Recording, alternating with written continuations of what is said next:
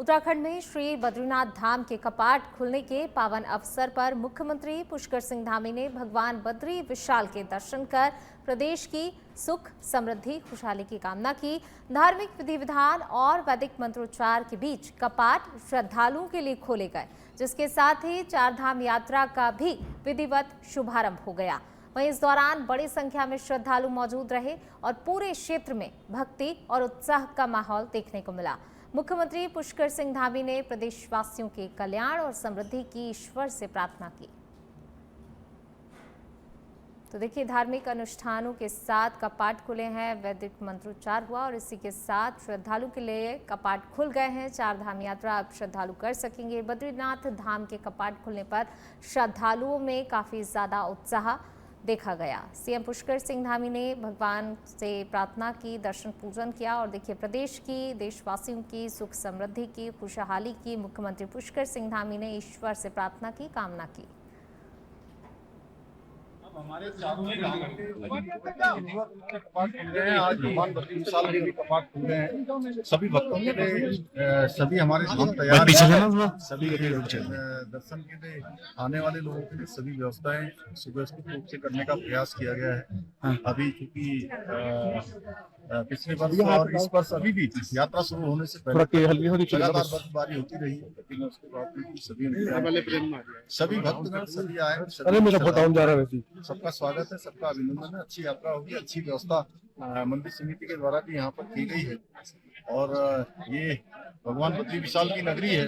यहाँ हमारे प्रधानमंत्री जी ने 2022 में इस भगवान बद्री के स्थान का मास्टर प्लान यहाँ के लिए तैयार करवाया था, जो आज काफी आगे बढ़ गया है। काफी काम यहाँ पर हो रहे हैं और भव्य बद्री के रूप में ये स्थान पूरी तरह से दिखने लगा है। इसके साथ एक माड़ा गांव भी है यहाँ जी। तो मैं सभी आने वाले श्रद्धालुओं से ये भी अनुरोध करूंगा कि वो चारों धामों के दर्शन के साथ साथ हमारे आसपास के धामों के आसपास के जो स्थान हैं उन स्थानों को भी देखें।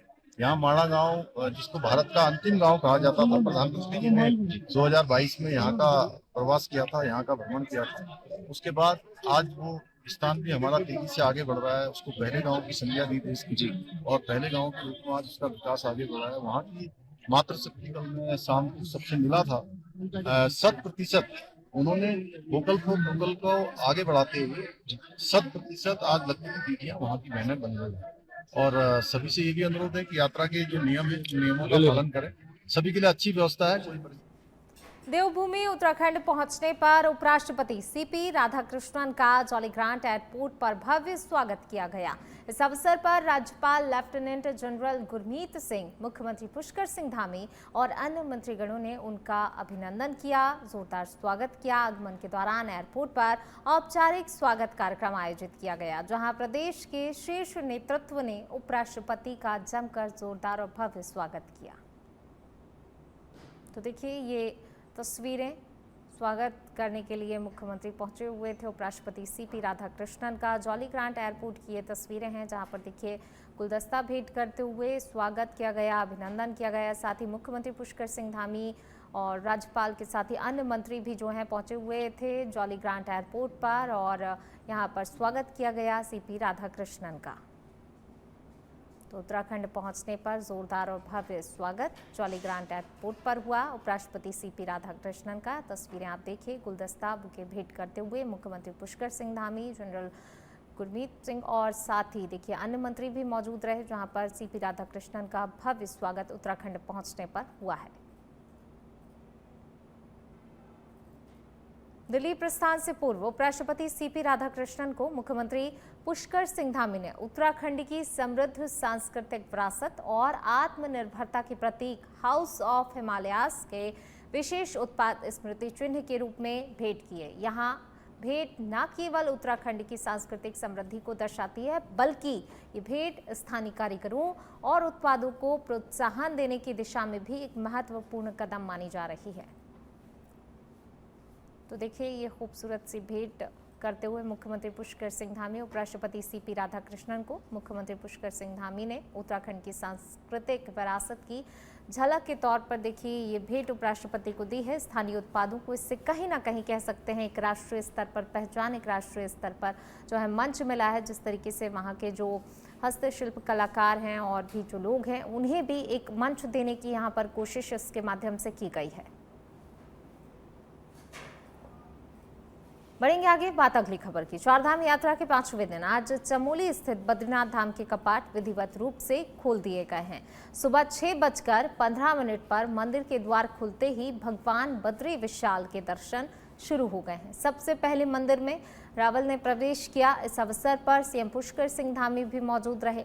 अनुमान है कि पहले दिन -4 डिग्री सेल्सियस तापमान के बीच करीब 7,000 लोग दर्शन करेंगे। कपाट खुलने के बाद अंदर पूजाएं भी शुरू हो गई हैं। यहाँ सबसे पहले बीते 6 महीनों से जल रही अखंड ज्योति के दर्शन किए जा रहे हैं। कपाट बंद होने के समय बद्री विशाल पर चढ़ा घृत कंबल हटा दिया गया है। बद्रीनाथ धाम के पूर्व धर्माधिकारी आचार्य भुवन चंद्र उनियाल ने बताया इस साल कंबल घी में लबालब मिला है, जो कि ये संकेत देता है कि पूरे साल मौसम अनुकूल रहेगा। सुबह ब्रह्म मुहूर्त में भगवान बद्री विशाल के कपाट अब 6 माह के लिए खुल चुके हैं, यानी कि आने वाले 6 माह अब नर यानी मनुष्य अब यहाँ पर पूजा अर्चना भगवान बद्री विशाल की करेगी। बाकी 6 महीने की अगर हम बात करें तो उस समय यहाँ पर देवता भगवान बद्री विशाल की पूजा अर्चना करते हैं। पर मैं आपको पहले स्थिति दिखाता हूँ कि दूर दूर से यहाँ पर श्रद्धालु आ रखे हैं। अगर आज के दिन की बात करें, क्योंकि कपाट आज सुबह 6:15 पर खुले, तो 6:15 पर जब कपाट खुले तो देश भर से यहाँ पर श्रद्धालु पहुंचे हैं। श्रद्धा का आप सैलाब देख सकते हैं कि किस तरह से लोग एक दर्शन भगवान बद्री विशाल का करना चाहते हैं, सिर्फ एक बार उनके दर्शन करना चाहते हैं। और दर्शन के लिए अगर मैं आपको दिखाऊं तो काफी लंबी लाइनें यहाँ पर लगी हुई है।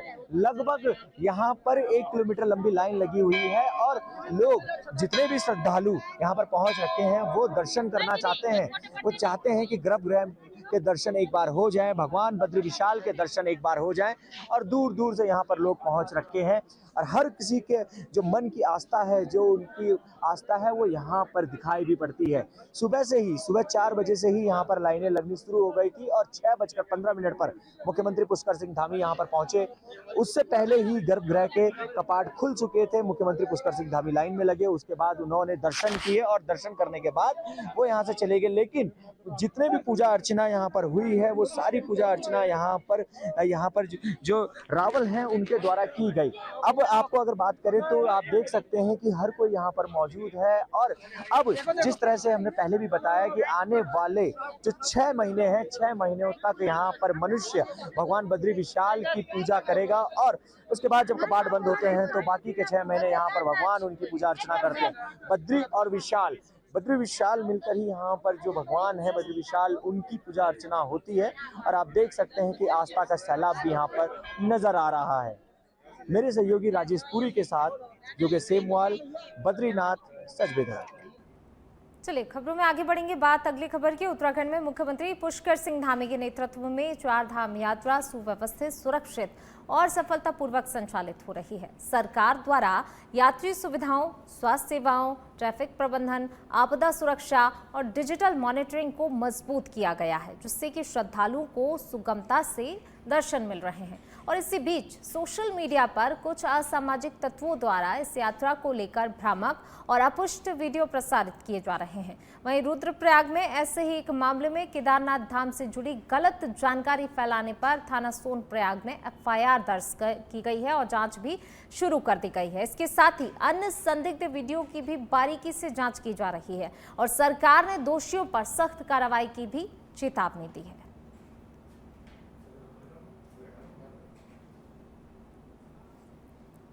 उत्तराखंड मदरसा शिक्षा परिषद के अध्यक्ष राज्य मंत्री मुफ्ती शमून कासमी 1 दिवसीय मसूरी प्रवास पर पहुंचे, जहां पर अल्पसंख्यक मोर्चा अध्यक्ष जगदीप कुकरेजा और मुस्लिम समुदाय के लोगों ने उनका जोरदार स्वागत किया। वहीं पत्रकारों से बातचीत में उन्होंने कहा कि धामी सरकार ने मदरसा बोर्ड की जगह 6 अल्पसंख्यक समुदायों को मिलाकर राज्य अल्पसंख्यक शैक्षणिक प्राधिकरण बनाने का निर्णय लिया है, जो कि 1 जुलाई 2026 से कार्य शुरू करेगा और भविष्य में मदरसा बोर्ड की डिग्री को शिक्षा परिषद के समकक्ष मान्यता दी जाएगी। उन्होंने कांग्रेस पर मुसलमानों को वोट बैंक के रूप में इस्तेमाल करने का आरोप लगाया, जबकि भाजपा सरकार में मुस्लिम समुदाय को अधिक सुरक्षित बताया। कासमी ने उत्तराखंड को गंगा जमनी तहजीब का प्रदेश बताते हुए कहा कि यहाँ सभी धर्मों के लोग मिलजुल कर रहते हैं और मुख्यमंत्री पुष्कर सिंह धामी प्रदेश को आदर्श राज्य बनाने की दिशा में काम कर रहे हैं। ये देखा कि मैं आम लोगों से मिला तो सबने कहा कि अब तक के मुख्यमंत्रियों में सबसे ज़्यादा काम करने वाले, सबसे ज़्यादा शालीन, सबसे ज़्यादा लोगों की समस्याओं का समाधान के साथ साथ उन्हें परखने और समझने वाले मुख्यमंत्री पुष्कर सिंह धामी जी हैं। तो हमने ये देखा मसूरी आकर के कि मसूरी को और मसूरी को कितना खूबसूरत बनाया जा सकता है। ये गंगा जमनी तहजीब की एक ऐसी जगह है कि जहाँ समस्त धर्मों के लोग रहते हैं, समस्त धर्माचार्य यहाँ भ्रमण करते हैं और धर्मों की सीख ये है कि आपस में प्यार और मोहब्बत के साथ रहें। यानी मैं ये मानता हूँ कि जो संसार का पहला जो ज्ञान है वो वेद है और अंतिम जो वाणी है वो कुरान है और दोनों का मूल एक है। एको ब्रह्म द्वितीय नास्ते नेहना नास्तिक वादहुल आशरी वन गॉड विदाउट सेकंड अव्वल अल्लाह नूर उपाय कुदरत के सब बंदे एक ही नूर से सब जग उपजे कौन भले कौन बंदे। यानी निसंदेह हमारे दूध और खून के रिश्ते हैं। उन्हीं रिश्तों की पवित्रता के लिए भारतीय जनता पार्टी और आरएसएस वसुधैव कुटुंबकम की भावना के साथ आगे बढ़ती है और हमारे प्रधानमंत्री श्री नरेंद्र मोदी जी ने उसे ऐसा शिखर पर पहुंचाया है। तो पुनीत जी, मेरा जो मेन उद्देश्य ये है कि आम जनमानस तक सरकार की योजनाएं भी पहुंचे और आम लोगों तक एक प्यार और मोहब्बत का कि जो हम आज़ादी के साथ आज अपने भारत के अंदर रह रहे हैं, हम इस आज़ादी को और कैसे अपने मजबूत कर सकते हैं। और आज के दौर में अगर हम ये बात करते हैं, मैं इसे बड़े गर्व के साथ ये बात कह सकता हूँ कि देश का नेतृत्व आज एक गरीब आदमी कर रहा है, गरीब परिवार से निकल के कर रहा है। तो दुनिया के 104 जो हिंदुस्तान के 140 करोड़ लोग हैं, उनमें जो गरीब लोग हैं, अगर वो सेवा भाव को अपनाएंगे तो वो कल अच्छा स्थान पा सकते हैं। इसी तरह से उदाहरण हमारे उत्तराखंड माननीय के राज्य के माननीय मुख्यमंत्री पुष्कर सिंह धामी जी भी हैं कि उन्होंने एक सैनिक पुत्र हैं और सैनिक पुत्र होने के नाते अब तक के मुख्यमंत्रियों में, मैं ये पत्रकारों की धारणा बता रहा हूँ कि अब तक के मुख्यमंत्रियों में सबसे ज़्यादा काम करने वाले, सबसे ज़्यादा विकास कार्यों को गति देने वाले और समस्त धर्मों को जोड़ने वाले और न्यायप्रिय, गलत काम पर कार्रवाई करने वाले अगर कोई है तो वो माननीय मुख्यमंत्री। रुद्रपुर में बंगाली समाज को लेकर की गई टिप्पणी अब बड़ा सियासी विवाद बनती जा रही है। जी हां, कांग्रेस प्रदेश अध्यक्ष गणेश गोदियाल के खिलाफ बंगाली समाज में भारी नाराजगी देखी जा रही है और रुद्रपुर, गदरपुर, सितारगंज सहित कई इलाकों में विरोध प्रदर्शन तेज हो गए हैं। जगह जगह उनके पुतले फूके जा रहे हैं। बंगाली महासभा के अध्यक्ष राजकुमार शाह ने कड़ा रुख अपनाते हुए कहा कि समाज के सम्मान से कोई समझौता नहीं होगा और जब तक गोदियाल सार्वजनिक रूप से माफी नहीं मांगते हैं तब तक आंदोलन जारी रहेगा। उन्होंने चेतावनी दी है कि विरोध को पूरे उत्तराखंड में फैलाया जाएगा। वहीं इस विवाद ने राजनीतिक रंग भी ले लिया है, जहां कांग्रेस कार्यकर्ताओं ने भाजपा प्रदेश अध्यक्ष महेंद्र भट्ट का भी पुतला फूका, जिससे मामला अब सामाजिक विवाद से आगे बढ़कर सियासी टकराव बन गया है। कांग्रेस के प्रदेश अध्यक्ष हैं, उनके द्वारा उनके एक पेज से, उनके नाम के एक पेज बनाई गई है जो उन्होंने खुद ही बनवाई होगी क्योंकि 2020 की पोस्ट है, वो पेज है वो। उसमें माननीय मुख्यमंत्री जी ने बंगाल चुनाव में एक स्पीच दिया था कि हमने पूर्वी पाकिस्तानी शब्द हटाया, बंगालियों का सम्मान किया उत्तराखंड में। उन्होंने ये स्पीच दिया था, उसी स्पीच की क्लिपिंग निकाल के गोदियाल जी के पेज पर वॉइस ऑफ उत्तराखंड उसमें चलाया गया और उसमें बंगालियों को संज्ञा दी गई कि रोहिंग्या हैं, रोहिंग्याओं को बचाया जाएगा उत्तराखंड में। इस प्रकार से जो निंदनीय है बहुत। आपने पिछले दिनों देखा होगा कि किस तरह से बंगाली समाज को गाली दी गई, अपमान किया गया और वो भी किसी ने ऐसे आदमी ने नहीं किया। कांग्रेस के प्रदेश अध्यक्ष गणेश गोदियाल द्वारा यह अपमान या बंगाली समाज का अपमान किया गया, जिसमें आपने देखा होगा पिछले दिनों पश्चिम बंगाल में चुनाव चल रहे हैं, वहां हमारे आदरणीय मुख्यमंत्री श्री पुष्कर सिंह धामी जी पहुंचे और उनके द्वारा बताया गया कि उत्तराखंड के उधम सिंह नगर में बंगाली समाज बहुसंख्यक उसमें रहता है, जिनके प्रमाण पत्रों में जिनके छात्रवृत्ति का प्रमाण पत्रों में पूरी पाकिस्तानी और बांग्लादेशी शब्द लिखा जाता था। उस व्यक्ति को उस बयान को दे रहे थे और उनने कहा कि ये जो अपमान का शब्द था, ये हमने बंगाली समाज के निवेदन पर हमने उसको हटाया और उनको सम्मानित रूप से। चंपावत के कलेक्ट्रेट परिसर में एक पेड़ मां के नाम अभियान के तहत भावनात्मक और प्रेरणादायक पहल देखने को मिली। उत्तराखंड सरकार के ग्राम्य विकास, लघु, सूक्ष्म एवं मध्यम उद्यम और खादी एवं ग्रामोद्योग मंत्री भरत सिंह चौधरी ने अपनी स्वर्गीय माता कश्मीरा देवी की स्मृति में पौधारोपण किया। इस अवसर पर उन्होंने कहा कि मां केवल जीवन ही नहीं देती बल्कि संस्कार और प्रकृति से जुड़ने की सीख भी देती हैं। उन्होंने लोगों से अपील की है कि वे अपनी मां के नाम पर एक पौधा जरूर लगाएं और उसकी देखभाल भी जरूर करें। यह अभियान पर्यावरण संरक्षण के साथ साथ भावनात्मक जुड़ाव का भी प्रतीक बन गया है। थाना चंबा क्षेत्र के चंबाकोटी नाल मार्ग पर आज एक यूटिलिटी पिकअप वाहन अनियंत्रित होकर गहरी खाई में गिर गया। वाहन में करीब 9 से 10 लोगों के सवार होने की सूचना है। इसकी सूचना मिलते ही थाना चंबा पुलिस, एसडीआरएफ और फायर सर्विस की टीमें मौके पर पहुंची और राहत एवं बचाव कार्य शुरू कर दिया गया। तो वहीं अब तक 2 लोगों को सुरक्षित रेस्क्यू कर लिया गया है, जबकि अन्य की तलाश जारी है। रेस्क्यू टीमों को गहरी खाई होने के कारण कठिनाइयों का भी सामना करना पड़ रहा है। वहीं जिलाधिकारी और एसएसपी टिहरी गढ़वाल स्वयं मौके पर मौजूद रहे और बचाव कार्य की निगरानी भी लगातार की जा रही है।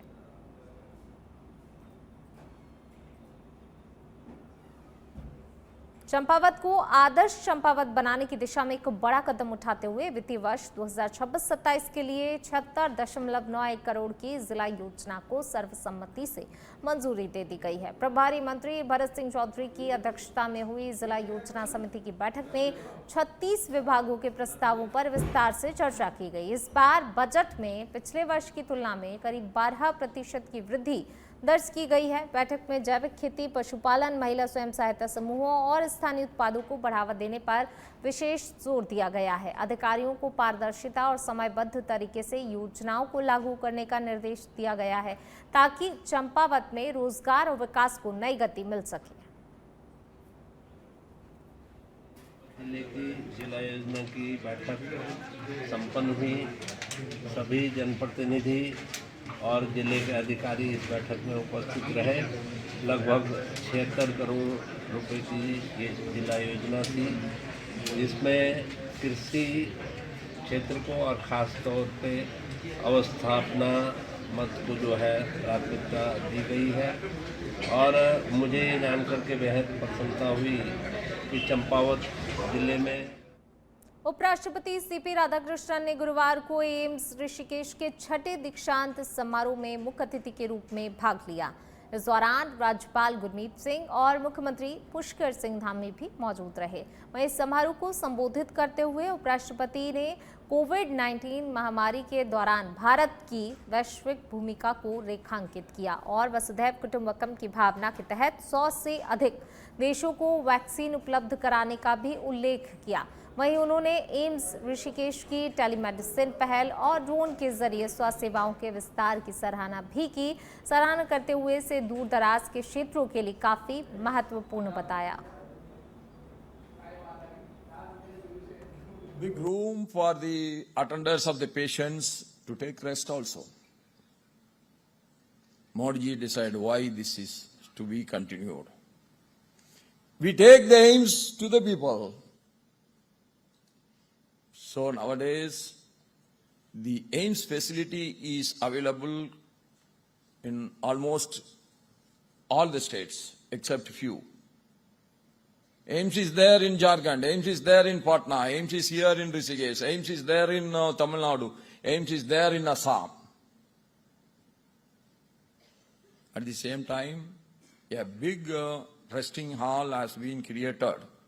मैं आज उपाधि प्राप्त करने वाले सभी विद्यार्थियों को हृदय से बधाई देता हूं। यह सफलता केवल आपकी नहीं है, बल्कि आपके माता पिता के त्याग, आपके गुरुजनों के मार्गदर्शन और राष्ट्र की अपेक्षाओं का परिणाम है। उपस्थित जनों, यह प्रसन्नता का विषय है कि एम्स ऋषिकेश ने बहुत ही कम समय में स्वास्थ्य सेवाओं, चिकित्सा शिक्षा, अनुसंधान के क्षेत्र में जो ऊंचाइयां प्राप्त की हैं वे अत्यंत सराहनीय हैं। आज एम्स ऋषिकेश में अत्याधुनिक जांच और उपचार सुविधाओं के साथ साथ विशेषज्ञ चिकित्सकों को समर्पित टीम द्वारा जटिल से जटिल रोगों को सफलतापूर्वक उनका उपचार किया जा रहा है। मुझे खुशी है कि यहाँ कैंसर उपचार, neuro surgery, robotic surgery, joint replacement जैसी अत्याधुनिक चिकित्सा सुविधाएं भी उपलब्ध हैं। इसके साथ ही ऋषिकेश एम्स द्वारा संचालित हेली एम्बुलेंस सेवा भौगोलिक रूप से विषम परिस्थितियों वाले हमारे राज्य में आपातकाल में बहुत महत्वपूर्ण भूमिका निभा रही है। इसके अतिरिक्त वर्तमान में उधम सिंह नगर जिले में ऋषिकेश एम्स के सैटेलाइट सेंटर का निर्माण कार्य भी अंतिम चरण में है। बहुत जल्दी उसको भी शुभारंभ होना है, जिसके शुभारंभ होने से चलिए बढ़ते हैं आगे। बात अगली खबर की। लोहाघाट में मीना बाजार चौराहे से गांधी चौक तक का मुख्य सड़क मार्ग इन दिनों अवैध पार्किंग की समस्या से लगातार जूझ रहा है। सड़क किनारे बेतरतीब खड़े वाहनों के कारण मार्ग सकरा हो गया है, जिससे कि यातायात व्यवस्था प्रभावित हो रही है और किसी भी समय गंभीर स्थिति उत्पन्न होने का खतरा भी लगातार बना हुआ है। हैरानी की बात तो ये है कि यहाँ नो पार्किंग के स्पष्ट बोर्ड लगे होने के बावजूद भी नियमों की खुलेआम अनदेखी की जा रही है। इस अव्यवस्था का सबसे ज्यादा असर फायर ब्रिगेड और पशु चिकित्सालय की सेवाओं पर पड़ रहा है, जहां आपातकालीन वाहनों को निकलने में भारी दिक्कतों का सामना करना पड़ रहा है। शादी ब्याह के सीजन के चलते नगरपालिका विभाग गृह में कार्यक्रमों के अधिकता से स्थिति और भी ज्यादा बिगड़ गई है। स्थानीय लोगों ने प्रशासन से मांग की है कि इस मार्ग पर अवैध पार्किंग के खिलाफ सख्त कार्रवाई करते हुए नियमित चेकिंग की जाए और इसके लिए अभियान भी विशेष तौर पर चलाया जाए, ताकि आपात सेवाओं का संचालन सुचारू रूप से हो सके।